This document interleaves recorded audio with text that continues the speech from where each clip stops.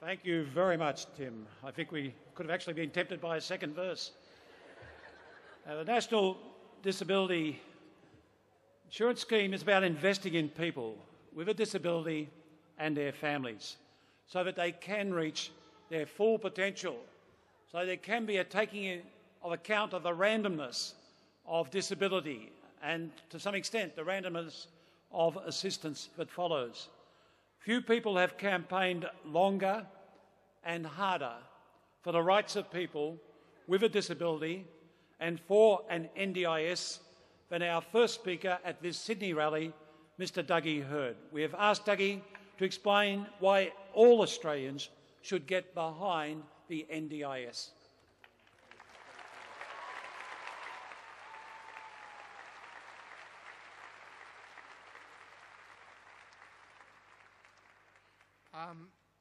Good afternoon, everybody. Thank you, Tim. It's a privilege to be here. Before I say more, I want to acknowledge that I'm speaking on Aboriginal land and pay my respects to elders past and present. It's my great pleasure to be with so many people who understand this simple truth. We're all here in this slightly surreal environment because we believe that every Australian counts. It's that straightforward.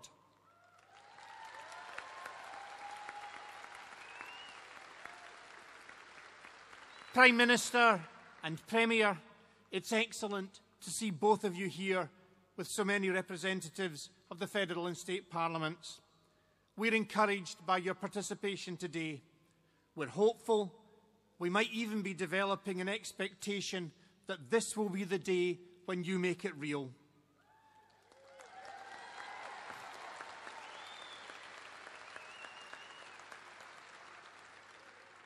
I do need to say, however, that we're a bit nervous because none of us wants to leave this place disappointed by what you may see and what we may hear.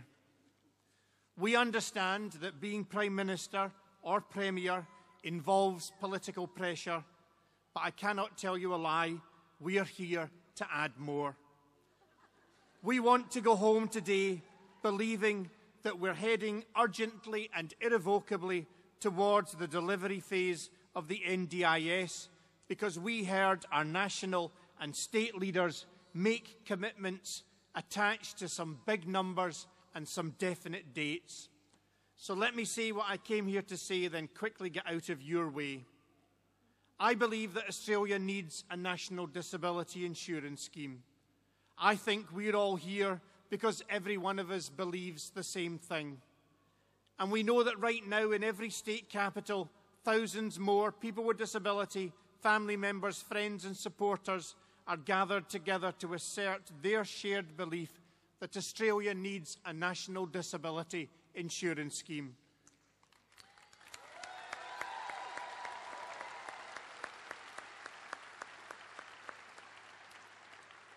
I think we've waited long enough for it.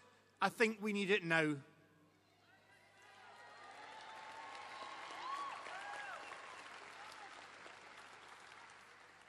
Bit of history. In 1986, Parliament was right to create the Disability Services Act to assist, and I quote, in achieving positive outcomes such as increased independence, employment opportunities and integration in the community. It was a good idea then. It's a good idea now. In 1982, Parliament was right to establish the Disability Discrimination Act. In 2008, Prime Minister, the Parliament of which you were a member was absolutely right to ratify the United Nations Convention on the Rights of People with Disability, to promote, protect and ensure the full and equal enjoyment of all human rights and fundamental freedoms by all persons with disabilities, and to promote respect for our inherent dignity.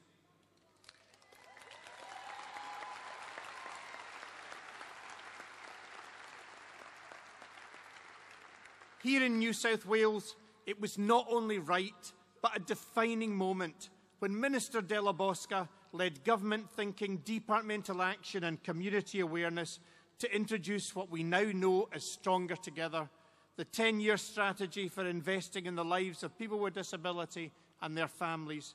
recognising the substantial room for improvement and that the time for reform was long overdue.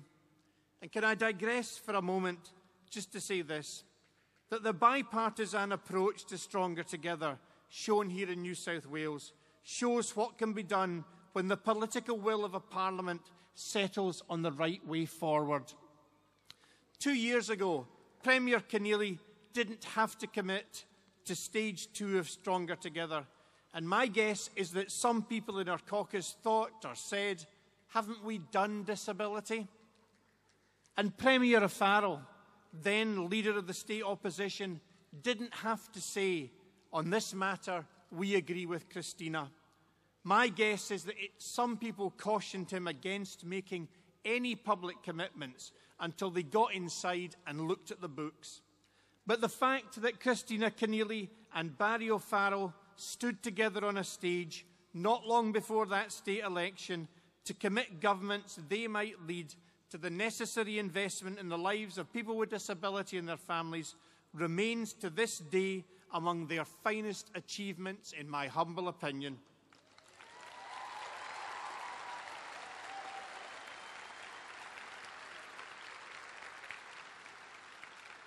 Sorry, I'm trying to get to the point here. Can I suggest, Prime Minister, to both you and Mr Abbott, who will join us in Perth, even as I acknowledge that both of you have made very welcome statements in favour of the NDIS, that we now need national and state leaders to act urgently together, to find the way forward and to put in place a set of irrevocable commitments that mean that whatever else happens in the political future, this much will be true. Australia will get the national disability insurance that Australia needs. We need it because we haven't yet realised the aspirations of the past. We're making progress, but this also is true. In every report, inquiry, consultation process, community discussion or conversation held over the backyard fence between people who know what the world is really like, this story's the same. For many people with disability and their families, life isn't how it ought to be. They're doing it tough. Life's hard in ways that are not true for Australians not touched by disability. Families can be in stress and sometimes break down, and the challenges of living with disability can be made worse or turned into crises by inadequate services, the absence of support, and sometimes the insensitive responses of the very agencies that were supposed to be helping us.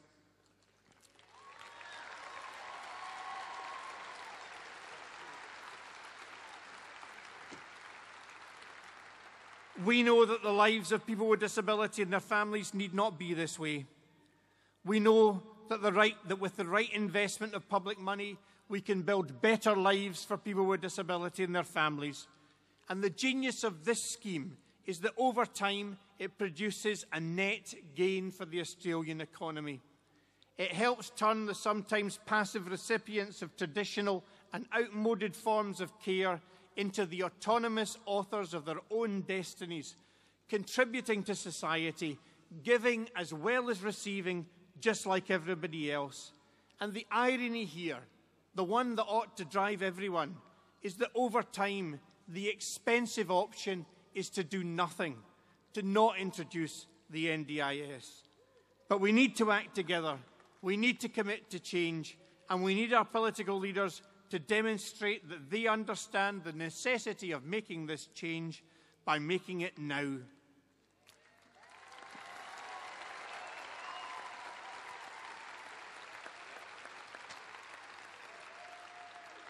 Sorry, I'm over time and I'm nearly finished. This isn't solely an issue for government, though. It's an issue for us all. For you and me, because we eat, drink, live and work disability every day of our lives. For all politicians and every government, because I believe that if it wasn't to fix this kind of problem, what possible reason could there be for anyone wanting to join government?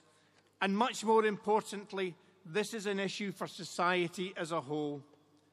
If this really is the lucky country, the land of the fair go, it really must become an Australia in which every Australian counts.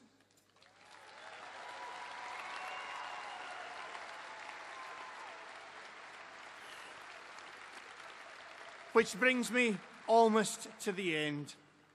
Forgive me, Prime Minister. I know you've got a tough job and that there's no gain without pain. So this next bit is your pain today. Daniel insisted, so I'm going to play my harmonica. I'm sorry to do this to you because I'm the worst harmonica player in the world. But there is a point. Bear with me and trust me. From the sublime to the ridiculous, Tim McCallum to me.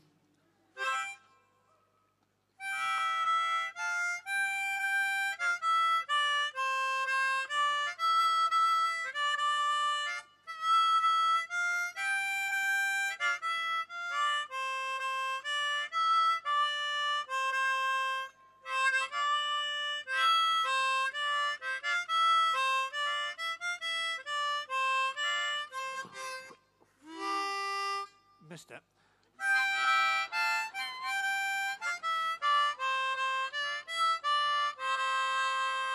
Bravo.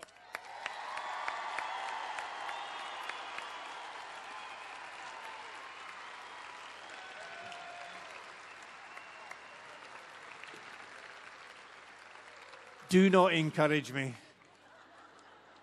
Because, sorry, this has nothing to do with anything. I'm going home to my mum. I'm going to go home and phone my mum tonight in Scotland and tell her I played Beethoven's Ninth Symphony to the Prime Minister of Australia and the Premier of New South Wales in the the Alphonse Arena.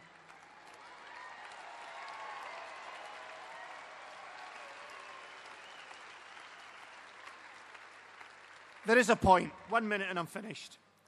It's almost a cliche that Beethoven, a profoundly deaf man, never heard a single note of what some people describe as the most sublime musical expression of the human condition. And your point is what, Dougie? Well, it's this. We can never be sure about the gifts and talents inherent to any human being.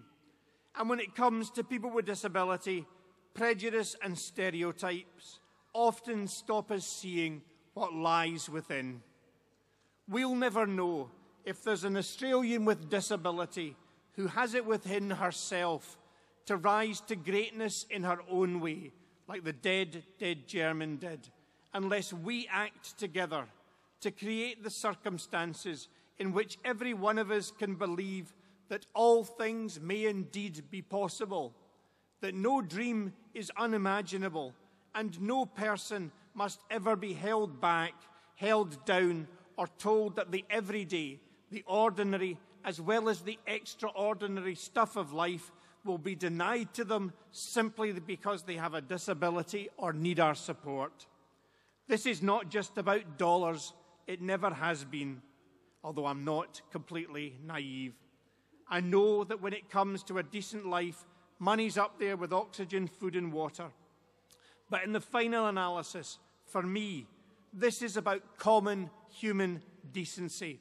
It's about the human rights of people in this room, and it's about making clear exactly what kind of Australia we want to live in. I believe that every Australian counts. Please make that real, Prime Minister. Make it real today. Thank you for listening. Thank you.